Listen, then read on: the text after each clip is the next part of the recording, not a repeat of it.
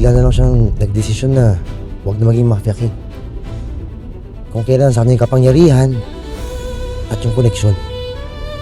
Pag-isip-isip siya nung pinanganak ka. Sa sobrang pagmamahal niya sa'yo, ayaw niyang maranasan mo ang mga nakita namin o kaming nasa mafia. Hindi mo po gusto isipin.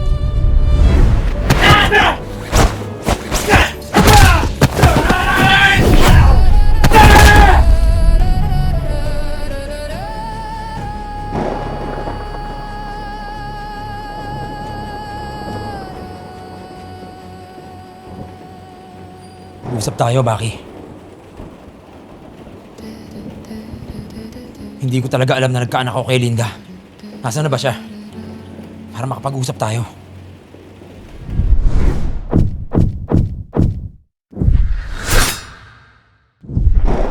Huwag mo akong bilugin! Pati siya, iniwan na ako. Hanggang sa namatay na siya sa aksidente! Mabuti na lang, kinupkup ako ni Tito Celestino. Celestino? Si Bahamut? Linda, alam kong ang pagtingin mo ay kay Bakunawa. Pero hindi ka naman niya iniibig. Sana, ako na lang ang piliin mo. Patawarin mo ako, Celestino. Pero ang puso ko ay mananatili sa Bakunawa. Hindi ka madaan sa santong dasalan. Pwes, dadaanin kita sa santong paspasan. Wag! Buntis ako! Ano? Kay Tony? Kay Bakunawa? Alam niya ba ito? Hindi. At nabalitaan ko din na nadakip siya at nakulong. Tama. Huwag mo nang sabihin. Ako na ang bahalang sumuporta sa anak mo. Ang bilis niya lumaki, no? Nalaman ng asawa ko ang ugnayan natin, pati ng bata. Ha? Pero huwag kang mag-alala. Alam naman niyang hindi ko anak ang bata. Anong sabi niya? Dahil hindi mo naman masuklian ang binigay kong pagmamahal sa'yo, pumayag na lang ako sa mungkahi niya. Napatayin ka at kunin ang bata. Celestino, masamang biro yan. Patawad. Boys, pakiligpit ang kalap dito. Dalhin ang bata sa mansyon.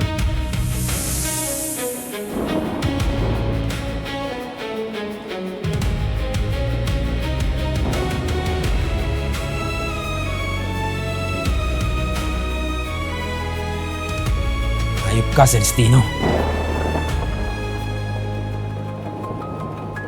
Nilason mo ang pag-iisip ng anak kong si Baki.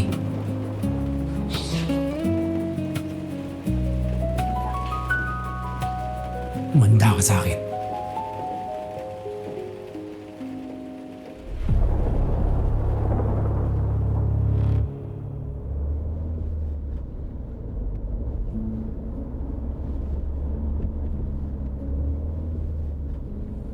Kuya Jay, bakit ba sobrang tapat mo kay tatay? Hindi na yun basta respeto lang eh. Kasi kahit ilang dekada nang nakulong si tatay, nanatili kang tapat sa kanya. Nakakabilib lang. Bakit pa ganun? Bading ka ba? Bading! Ako ba? Hindi ako bading. Dahil may utang na talaga akong buhay sa kanya. Bukod sa mga natutunan ko, ilang beses din tinitis ang buhay ko. Minsan meron siya tinulungan mag-asawa. Hindi siya babae. Walang pumapansin, walang pambayad. Ngayon, bigla dumating ang Bakunawa. Sinagot niya lahat ng gastos. At ang babaeng yun, yung asawa ko. Nasaan na mo ba yung mag-ina nyo ngayon? Pinil kong itago sila. Hindi dahil ayaw ko silang makasama. Dahil delikado yung mga lakad namin ng tatay. Dahil sa galing at talino ng tatay, naging mafia king siya. Masyado kang magaling. Di lahat pumapalakpak. Meron din gustong bumagsak ka. Walang kayang gumawa nun sa tatay mo. At siya pa rin ang pinakamalakas at pinakamagaling sa mga mafia. Pero bigla na lang siyang nagdesisyon na huwag na maging Mafia King. Kung kailan sa kanya yung kapangyarihan at yung koneksyon. Pag-isip-isip siya nung pinanganak ka. Sa sobrang pagmamahal niya sa'yo, ayaw niyang maranasan mo ang mga nakita namin kung kami nasa mafia. Hindi mo po gusto isipin. Ibang-iba na ho siya noon kaysa ngayon. Yung nakalaban mong si Baki, siyang siya yun.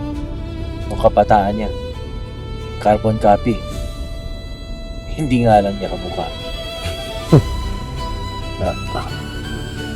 Okay na rin ganito. Konti na lang, may lalabas ko rin pamilya ko. Sana matagal na tayo lumalagay sa tahimik eh. Kung di lang tayo ginugulo ng grupo ni Bahamut na yan. Si Manong driver, nakikiosyoso ka sa amin, ano? Parang, iba na ito dinadaanan mo lugar, ah. Hindi na ito papuntang ospital, ah. Takina. Dito driver natin.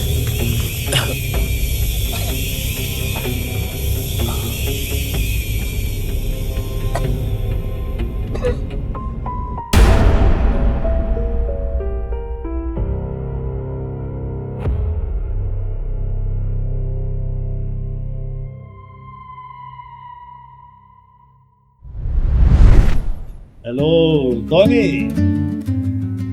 Hindi ka talaga patas lumaban, Celestino. Sa mo din na lang ang anak ko at si Jay. Ano gagawin mo sa kanila? Huwag kang mag-alala. Buhay pa sila. O baka naman hindi mo naabutan.